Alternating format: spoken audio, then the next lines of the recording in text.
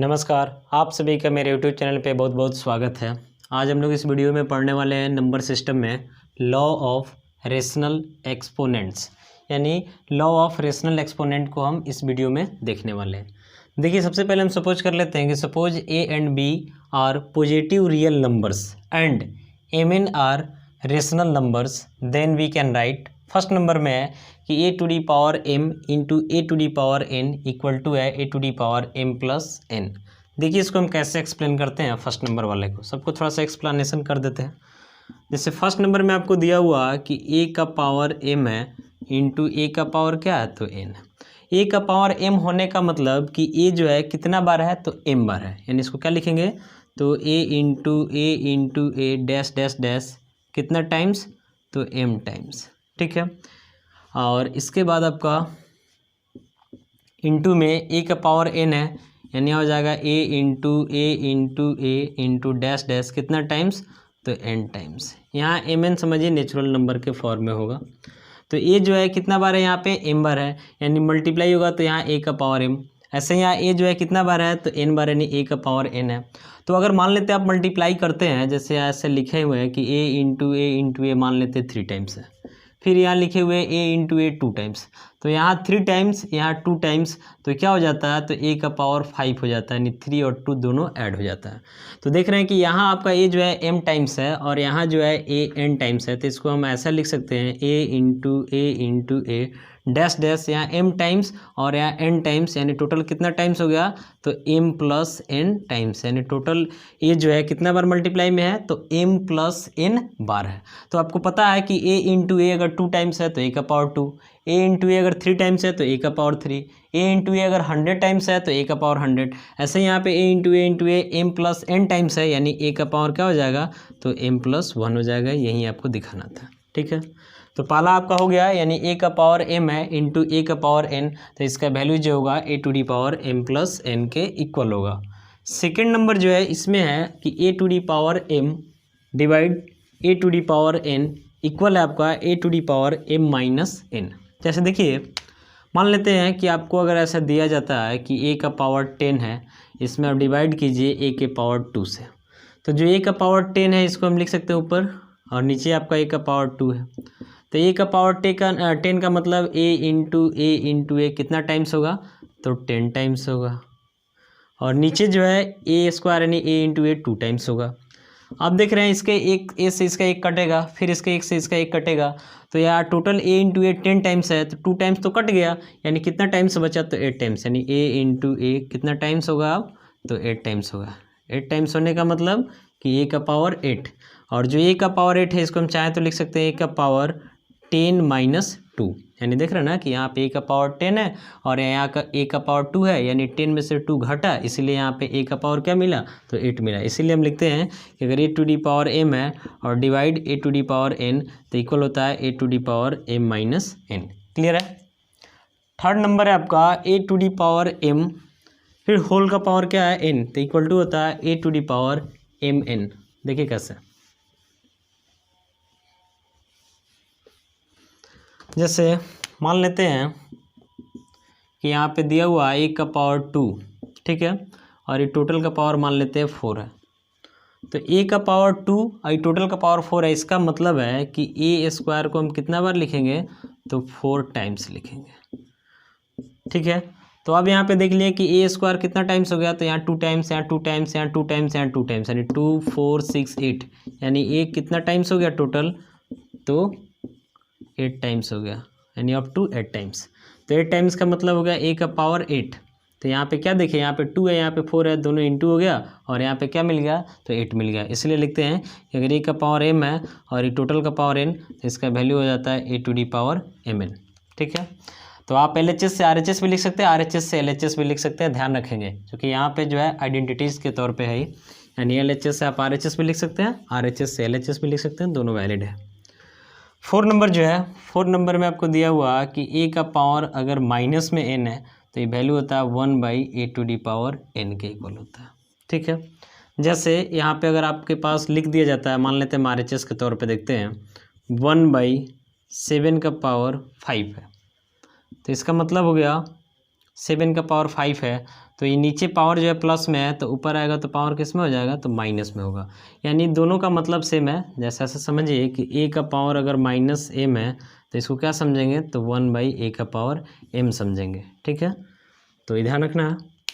इसके बाद अगला आपका 5वां नंबर, ए बी का पावर जो है n है, इक्वल टू हो गया a to the power n into b to the power n।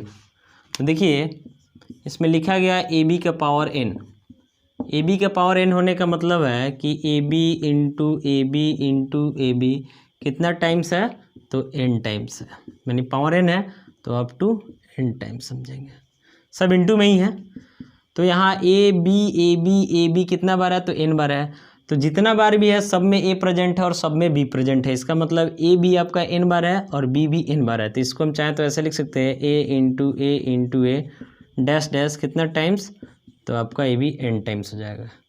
यानी a जो है इंटू में कितना टाइम्स है, तो n टाइम्स है। ऐसे ही लिख सकते हैं b इंटू बी, ये भी कितना टाइम्स होगा, तो ये भी आपका हो जाएगा n टाइम्स।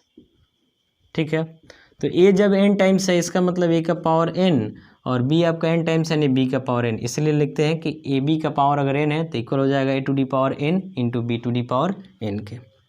छठा नंबर है, छठा में आपका a बाई बी का पावर n है equal to a to the power n by b to the power n। देखिए इसको कैसे एक्सप्लेन करते हैं। छठा में आपका a बाई बी का पावर n है, तो इसका मतलब हुआ कि a by b into a by b into a by b कितना बार होगा, तो आपका n टाइम्स होगा, यानी अप टू n टाइम्स। तो यहाँ देख रहे हैं कि न्यूमरेटर में a इंटू ए भी कितना बार होगा, तो n टाइम्स, और डिनोमिनेटर में b इंटू बी भी कितना बार होगा, तो n टाइम्स। यानी इसको लिख सकते हैं a into A dash dash कितना टाइम्स, तो n टाइम्स बाई डिनोमिनेटर में आपका हो जाएगा b इंटू बी ये भी कितना टाइम्स, तो अप टू n टाइम्स। अब यहाँ दिख रहा है कि a into a n times है यानी a का पावर n, और नीचे b इंटू बी आपका n टाइम्स यानी b का पावर n। तो यही हमको दिखाना था कि a बाई बी का पावर n है तो इक्वल होगा a to the power n by b to the power n का। नेक्स्ट आपका है, इसमें दिखाना है कि a to the power 0 then value 1 होगा। देखते हैं इसको, a टू दी पावर 0। ठीक है, अब जो a टू दी पावर 0 लिखा हुआ है इसको हम चाहें तो लिख सकते हैं a to the power 1 minus 1, यानी 1 में से 1 घटाएंगे तो 0 ही होगा। अब अभी आप देखें कि अगर a का पावर m माइनस n है तो इसको लिख सकते हैं a to the power m by a to the power n। तो वैसे ही यहाँ a to the power 1 minus 1 यानी m है और ये आपका n है, तो a to the power m यानी a टू दी पावर 1 और by a to the power n यानी यहाँ भी a टू दी पावर 1 होगा।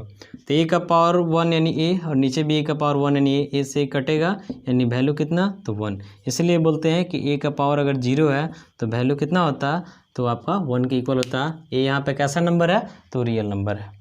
अब देखिए लास्ट जो है आपका 8वां नंबर, थोड़ा सा इसको ध्यान से देखेंगे। इसके पहले एक कंसेप्ट आपको हम दे रहे हैं। अगर लिखा जाता है स्क्वायर रूट ऑफ a, क्या लिखते हैं, स्क्वायर रूट ऑफ a, तो इसको हम ऐसे ही ना लिखते हैं स्क्वायर रूट ऑफ a, या फिर इसको चाहें तो लिख सकते हैं a का पावर 1/2। फिर अगर लिखा जाता है क्यूब रूट ऑफ a, तो क्यूब रूट ऑफ a को हम यहाँ पे 3 डाल करके लिखते हैं, यानी इसको लिख सकते हैं a का पावर 1/3। ठीक है, ऐसे ही मान लेते हैं डैश डैश करके अगर हम लिखते हैं nth रूट ऑफ a, तो ऐसे हो जाएगा, यानी इसको लिख सकते हैं a का पावर 1/n। तो इस चीज़ से हम ऐसे लिख सकते हैं और इसको ऐसे लिख सकते हैं, जहाँ जैसा ज़रूरत पड़ेगा वैसे यूज कर सकते हैं। तो यहाँ जो लिखा हुआ है a to the power m/n, तो इसको हम चाहें तो ऐसा लिख सकते हैं a to the power m और इंटू 1/n। ऐसा समझिए कि a का पावर आपका m/n जो है इसको हम ऐसा लिख सकते हैं a का पावर m इंटू 1/n, और आगे इसको हम क्या किए तो लिख दिए a का पावर m और टोटल का पावर 1/n, वैसे ही लिखे। फिर इसको चाहें तो यहाँ से हम ऐसे ना लिख करके इसको चाहें तो ऐसे भी लिख सकते हैं कि a का पावर 1/n यहाँ कर दें और यहाँ m कर दें, इंटू करेंगे तो फिर पहले की तरह m/n आ जाएगा पावर में, तो ऐसे लिख दें यहाँ पे। अब इम्प्लाइज दिए तो यहाँ a to the power m/n equal to ये आपका a का पावर m है, a का पावर m, और ये टोटल का पावर 1/n है, यानी a के पावर m का कौन सा रूट होगा, तो nth रूट होगा, इसलिए ऐसा लिखे। यहाँ जो आपका दिख रहा है a का पावर 1/n, तो a का पावर 1/a का n का मतलब हुआ कि a का nth रूट, और ये टोटल का पावर m, तो m लिख दिया।